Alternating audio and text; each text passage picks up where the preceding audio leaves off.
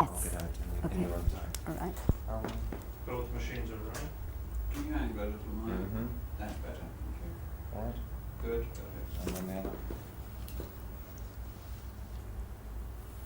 That's great. Okay. I'll get out. In your own time. Okay. You have speed? Okay. Well, Maryam, may I call you Maryam? Of course. Okay, and I'm Bobbie. It is nice to have this chance to talk with you here in London, particularly because it's just now been the premiere. And with all the excitement last night of Prince Charles and Princess Diana, you had met them before. As a matter of fact, I hear you had, was it lunch or dinner? I'd met them in Cannes at the Cannes Film Festival for dinner, and previously they came on the film set at Pinewood Studios to see us filming. So it was the third time I saw them yesterday. So you must be feeling quite chatty with them by now. That's what everybody says. You become great chums, and I say that they're a charming couple, and they must say I was quite amazed how they make you feel at ease, and they've got that wonderful quality, and I do feel at ease. I forget to say Royal Highness and all the things you're supposed to say. How do you address them then? Like I'm talking to you. Ah, you don't No. sir or ma'am? No, I don't. I thought, well, if I'm going to start thinking about it, I'll never be natural, and I'll be so tense and so on. So I just forgot about it, and it's as if they didn't ask for it. It's extraordinary that they've got that quality when they say hello to you, you know, to just be normal and simple and don't worry about formalities. Do they talk about films, or what do they like to talk? Yes, they love. They're very much involved in the arts, and they love it. I think Princess Diana adores films a lot, and Prince Charles very much into opera. But I mean, I don't really know, but I know that vague amount. Yes. And do they talk back and forth to each other? Oh yes. I mean, they're just like anybody, normal human being. Yes. But what I like is they're very. How would I put it? They've got this simplicity which is marvelous. You just feel they make you feel really at ease, and they listen, and they ask questions and try to show to you as if you were the most amazing person in the world and want to know about you all your life. It's extraordinary, and they probably do that every day. They see thousands of people every day. It's exhausting. Is the royal marriage in trouble, as we read in? No, that's what one calls the gutter press, and there's always been going to be gutter press the whole time, and you know, it's known sometimes in the press that they sort of lift you up and then put you down, and unfortunately the royal family are a lot hit because they are the stars in this country, not the actors.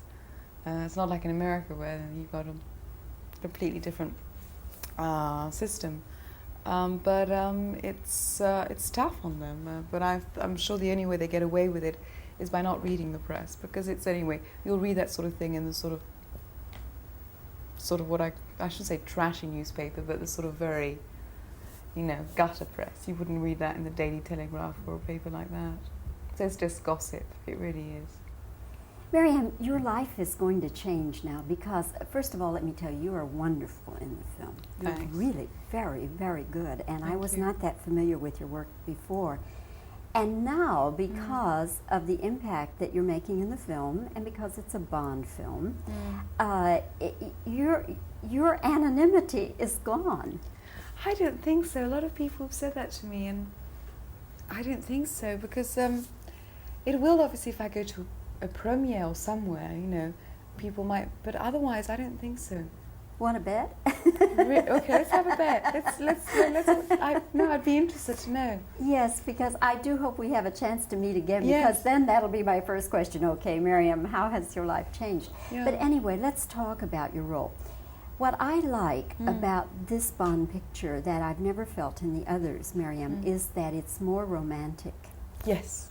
I think because Bond has a one-on-one relationship with one woman. Exactly. Now, whose idea was that?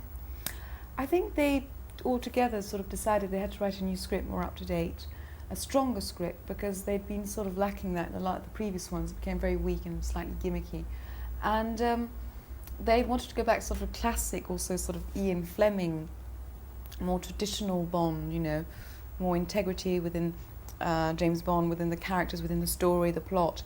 And I think there was a mixture of everybody to sort of have just this one girl who existed in Ian Fleming's short stories. So she's a real character from his books.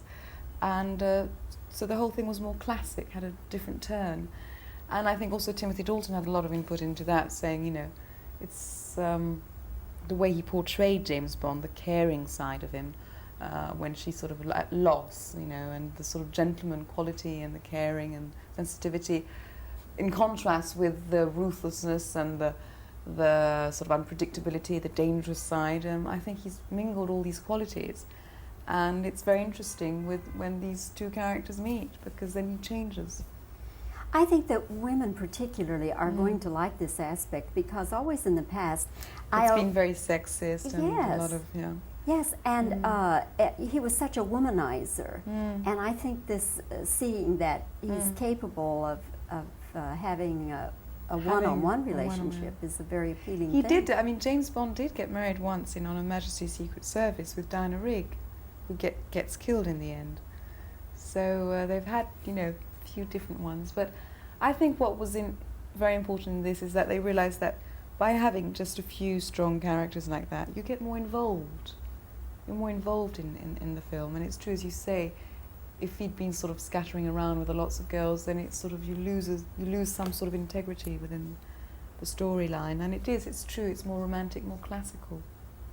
Timothy Dalton was your escort last night at the premiere, and are you all sort of friends off screen now? Oh yes, we've been. You know, when you spend 7 months with people you're working with, you get to know each other sort of pretty well, and I think because we've been through a lot of traumas, I mean not traumas, but with the stunts and everything, you know, and getting up at 5 in the morning and sometimes working 18 hours a day, whatever, there is a steady friendship, definitely, amongst quite a lot of people actually on this film.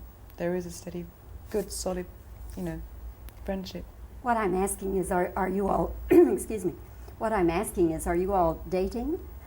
Are we all... Dating? Oh, no, God, no. No. I mean, he's not the man in your life, then, No, off stage. no, God, no. You wouldn't like that? What? I wouldn't talk about my private life anywhere on camera now, but that's got nothing to do. No, God, no.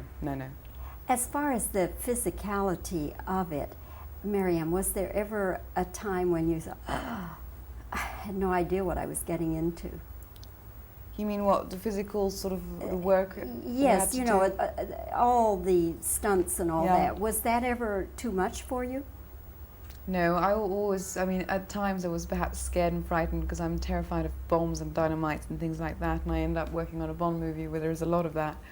But I always pulled through, I always went through it. I mean, I'd sort of, you know, for 10 minutes I'd be tensed and sort of imagine the most horrendous things were going to happen, and then it was fine. It was fine.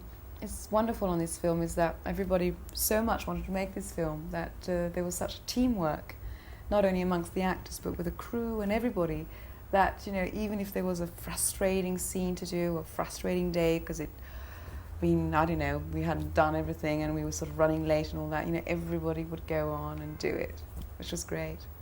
Well, it certainly is an exciting picture to watch, and you're very, very good in it. I enjoyed your performance Well, thanks a lot.